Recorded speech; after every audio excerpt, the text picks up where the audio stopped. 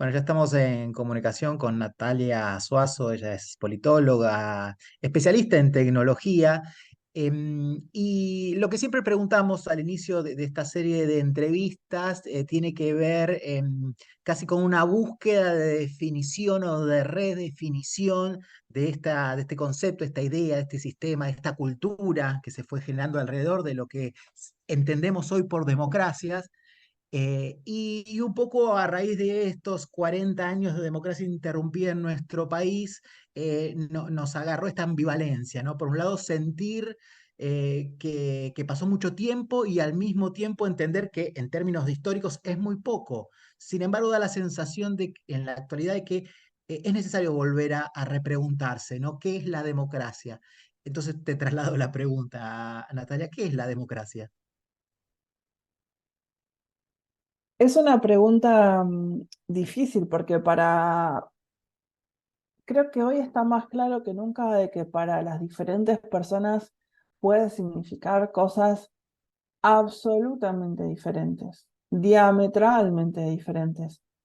Yo me acuerdo que cuando se cumplieron los 20 años, cuando estabas hablando ahora, me vino el recuerdo de que Eduardo Aliberti había hecho unos VHS, unos videos, una tecnología que ni siquiera ya usamos, que se llamaba Malajuntas, que era un documental sobre la junta militar, y que yo en ese momento, que vengo no solo de una familia militante, sino politizada, en mi casa eso venía con Página 12, habían comprado esos videos y los habíamos visto.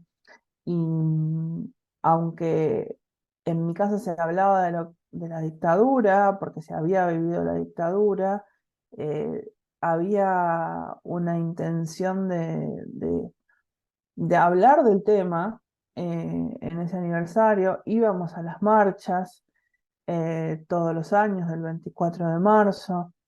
En mi casa estaba muy vivo el tema, la noción de que la democracia no es algo que se nos dio y no se nos puede quitar de un día para el otro. Y creo que en algún momento, tal vez en algún momento en que por ahí estuvimos un poco mejor económicamente, o con los momentos en que el país está mejor, se nos pierde esa idea. Sin embargo, yo creo que eso que se tomó como un consenso, que se construyó a través de decisiones, no es para nada un consenso ni está escrito en piedra. Y me parece que esa idea que yo viví en mi casa, pero también en la escuela, cada vez que se habla respecto de qué es la democracia, la estamos construyendo. Em, y digo que no es para nada algo dado, porque para muchas personas puede significar cosas distintas. Si la democracia no te resuelve em, muchas cuestiones de la vida cotidiana, entonces probablemente no le vas a dar ningún valor, em, y vas a pensar que claramente eso no tiene valor y que tal vez prefieras otra cosa, aunque no sepas qué es eso, porque hoy estamos viviendo un momento, y lo dicen muchas encuestas cualitativas, que las personas, cuando se les pregunta por el día después, por ejemplo, a personas que van a votar a Milei, que claramente no creen en el valor de la democracia, lo que expresan es que no importa el día después, y no importa si en ese día después hay o no hay democracia. Y hay que preguntarnos muy profundamente por qué sucede eso, por qué la democracia perdió esa capacidad de ser un valor positivo. Y Justo creo te iba a que preguntar. sí. Yo te iba a retomar desde ahí porque hay análisis, hay teorías, hay hay opiniones políticas que en este momento están haciendo referencia a una suerte de ruptura del consenso democrático. ¿No? Es como, hay esto que planteabas, hay como una redefinición, eh, pero que quizás por primera vez se da por fuera del marco democrático, ¿no? Porque la idea de la democracia como construcción o que cada uno va aportando siempre estuvo.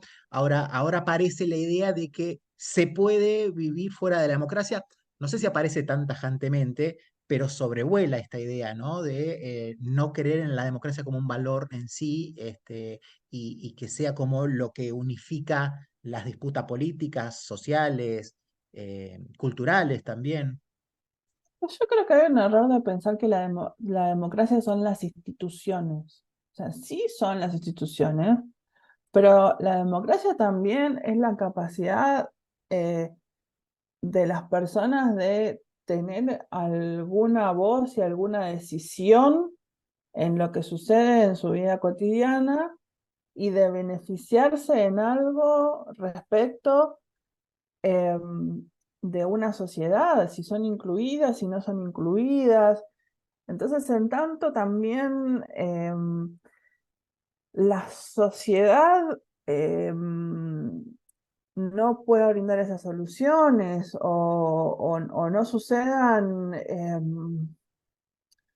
los avances necesarios, por más que las instituciones sigan funcionando, por más que el Congreso siga abriendo, por más que los ministerios estén activos, eh, bueno, no basta con que las instituciones de la democracia funcionen, hay que darles un contenido. Y en muchos aspectos ese contenido está, pero también hay actores eh, políticos, pero también actores empresarios y actores de la sociedad que tienen intereses claros en, primero, decir que la democracia solamente son las instituciones políticas y que la democracia solo está en las instituciones políticas y que el resto, por ejemplo, los empresarios, todos los otros actores de la sociedad, no son parte de la democracia. Entonces, que la única responsabilidad está en la política, que sí tiene mucha responsabilidad, pero no es la única.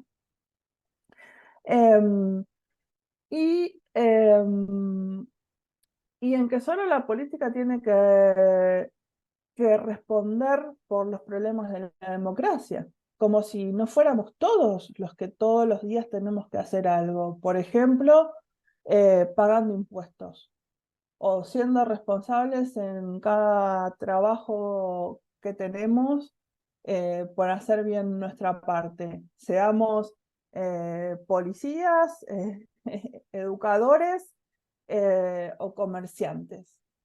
Entonces me parece que esa visión recortada, institucionalista de la democracia, nos impide construir mejores democracias.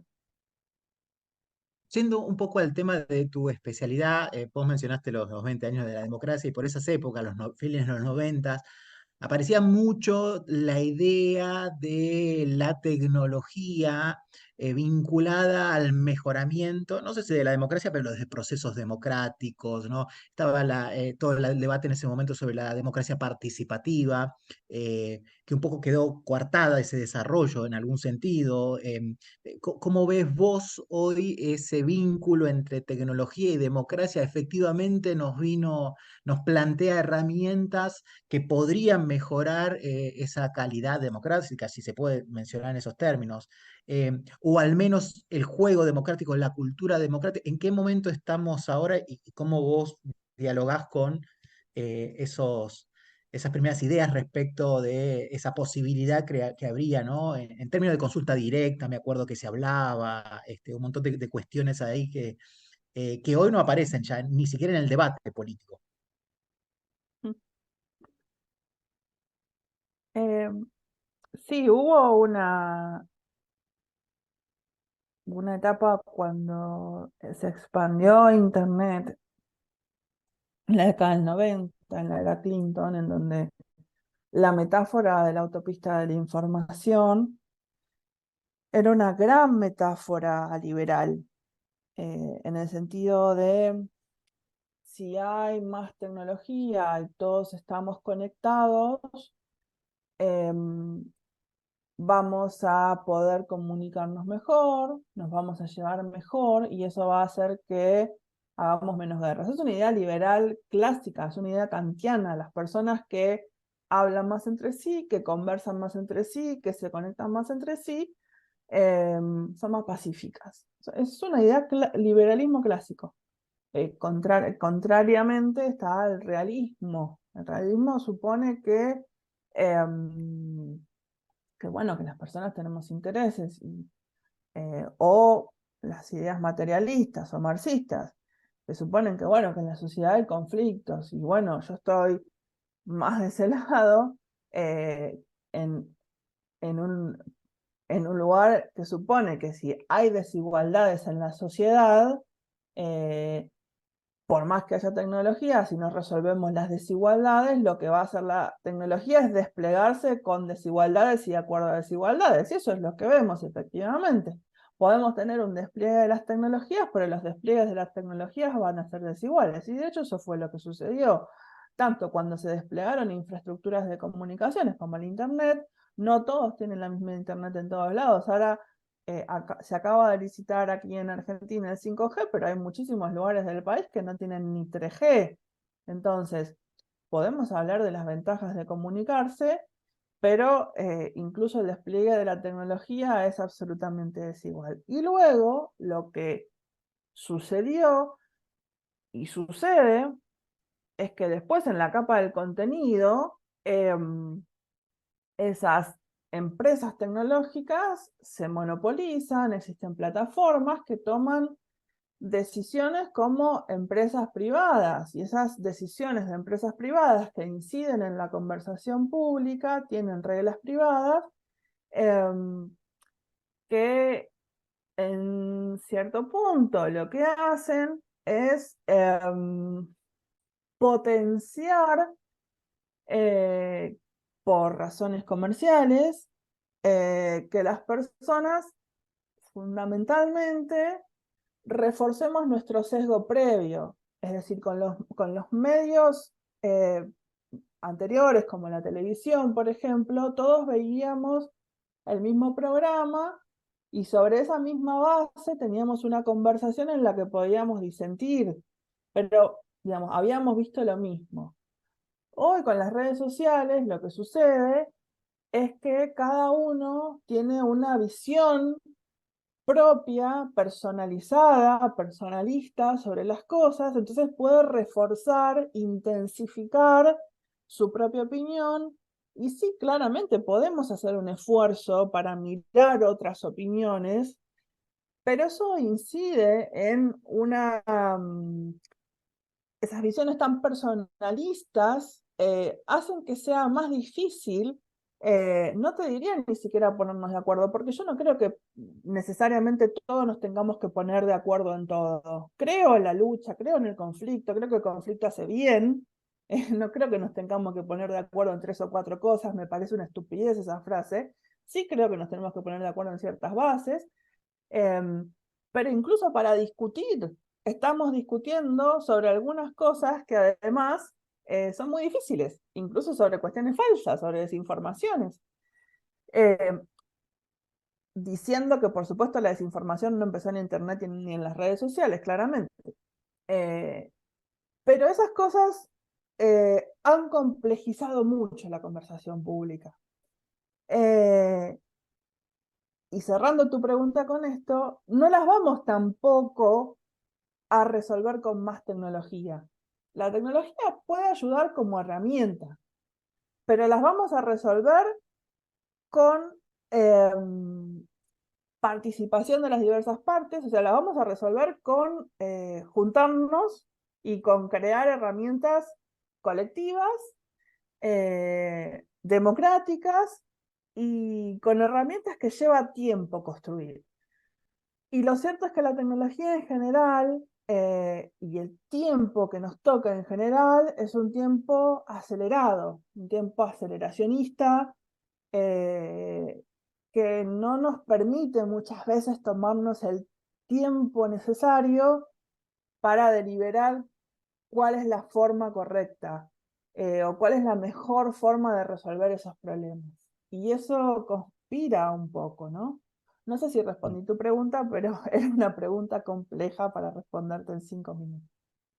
No, no, respondiste. Y me lleva a otra cuestión o a otra pregunta respecto al estadio de nuestras instituciones democráticas, ¿no? Porque si bien no son todos y el juego democrático va mucho más allá de lo que plantean, da la sensación también que hay un montón de disputas o de conflictos que nuestras instituciones quedaron al margen o no reflejan en todo caso esa necesidad de debate que planteabas, ¿no? De conflictos.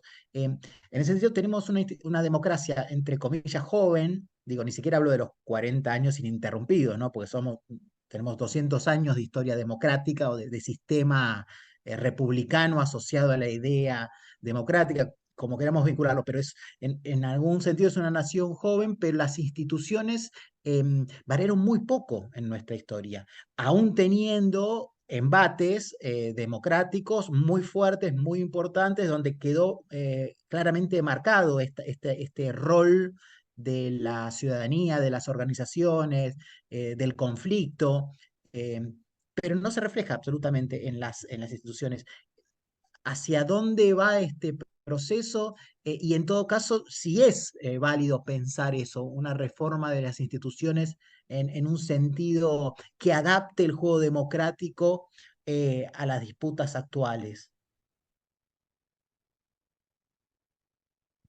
Yo creo que sí, que se necesita mucha imaginación,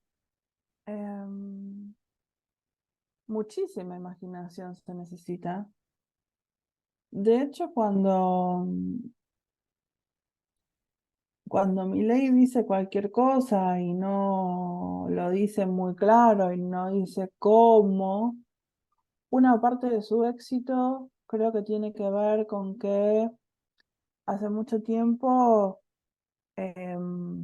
no hay imaginación por parte de la política tradicional. Sí encuentro que en algunos otros espacios, Ciudad Futura, Juan Grabois, algunos espacios que sí están teniendo imaginación política, hay propuestas interesantes, pero yo no creo que la imaginación política vaya a venir desde arriba.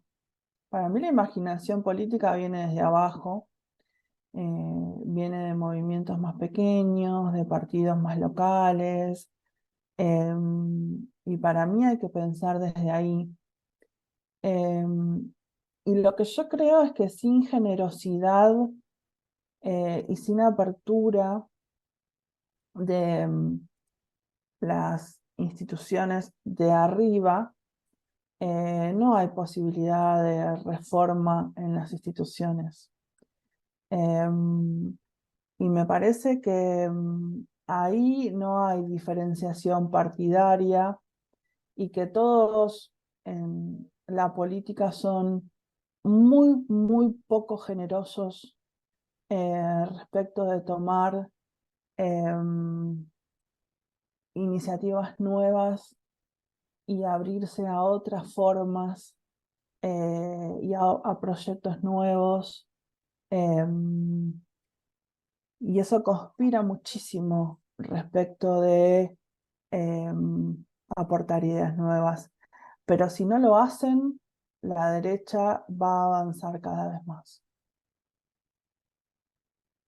De hecho, hemos visto, ¿no? Creo que la última modificación así más estructural que tuvo que ver con las PASO, ni siquiera con el proceso democrático del día a día, sino simplemente con cómo se llega a ese momento culmine de elección para la clase política, terminó tergiversándose y terminó, de alguna manera, vulnerando el espíritu que tenía, digamos, ¿no? En el mismo sentido que vos decías, ¿no? De ser em, conservador, si se quiere, retrógrado, de no animarse a transformaciones. Em, No, y, perdón, sí. yo creo al contrario. Yo creo que las PASO le hicieron un favor. O sea, yo creo que en las PASO la gente vota cualquier cosa porque no hay consecuencia. Y que si no hubiera sido porque hubo PASO, no estaríamos en este punto. Las PASO sirvieron como una advertencia de hay que cambiar algo, porque si no, la derecha hubiera ganado en primera vuelta. Las PASO sirvieron para que el gobierno, que ya era malo, eh, le permitieron al gobierno tomar alguna medida en pos de decir estamos haciendo las cosas mal, porque si no parecía que no se daban cuenta. Digo, es un gobierno que yo voté, pero eh, al menos sirvieron para eso. Entonces, Ujú, yo no veo que sean conservadoras. Al contrario, me parece que sirvieron en este caso. Eh, y me parece que al contrario, no hay que tener miedo de eso. Me parece que si sirven para desempolvar y dar un cachetazo a alguien que está dormido, eh, tenemos que madurar en ese sentido y ser conscientes.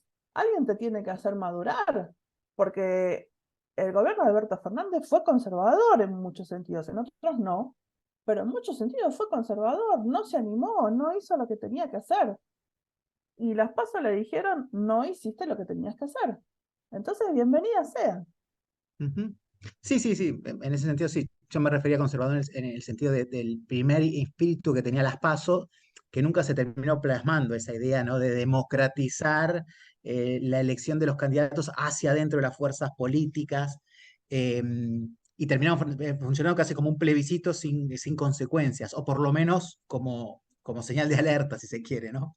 Bueno, pero eso es un problema básicamente del peronismo, porque hay muchos espacios que hicieron sus elecciones internas y básicamente el único partido que no dejó que hubiera internas es el peronismo.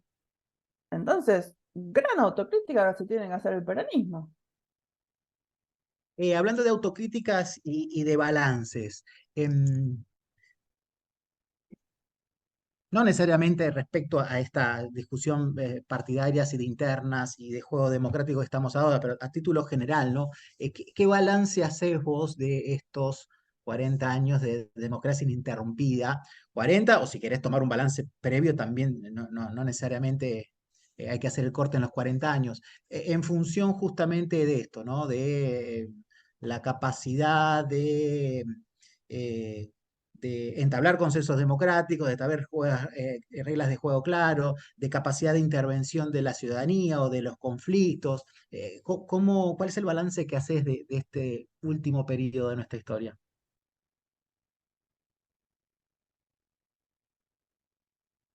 No tengo tanto tiempo como para hacer un balance. Me quedo con esta foto. No sé si quiero hacer la película, pero me parece que esta foto nos debería advertir algo. Es una gran paradoja la foto de este momento.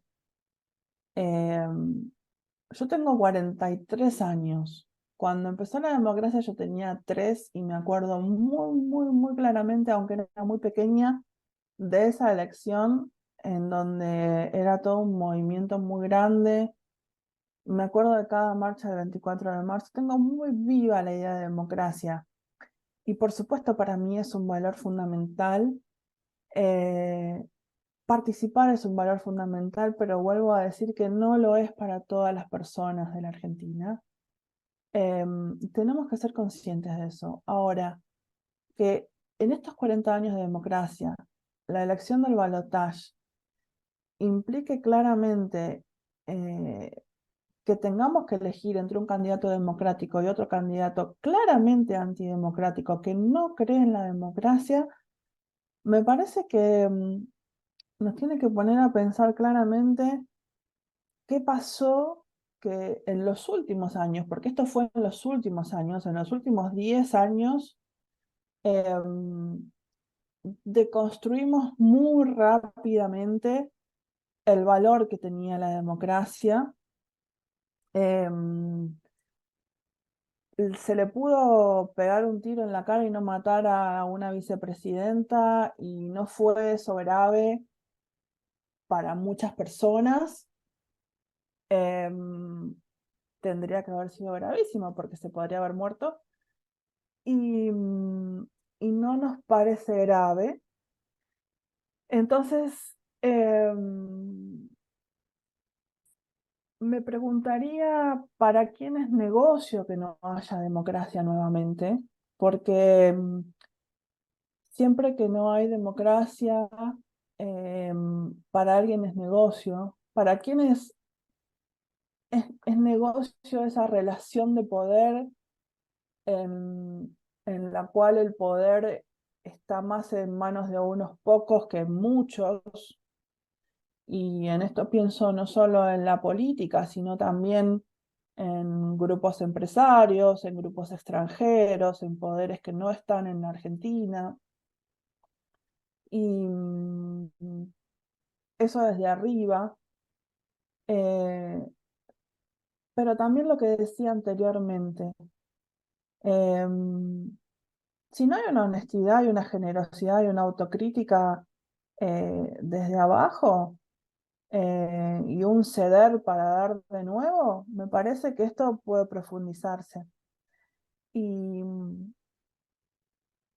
yo creo que en el balance yo siempre lo voy a hacer respecto a si hay más o menos desigualdad.